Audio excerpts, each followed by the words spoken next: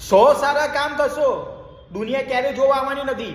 તમે 100 સારા કામ કરશો, દુનિયા ક્યારે જોવા આવવાની નથી. પરંતુ એક ખરાબ કામ કરશો ને, આખી દુનિયા તમાશો જોવા માટે આવશે.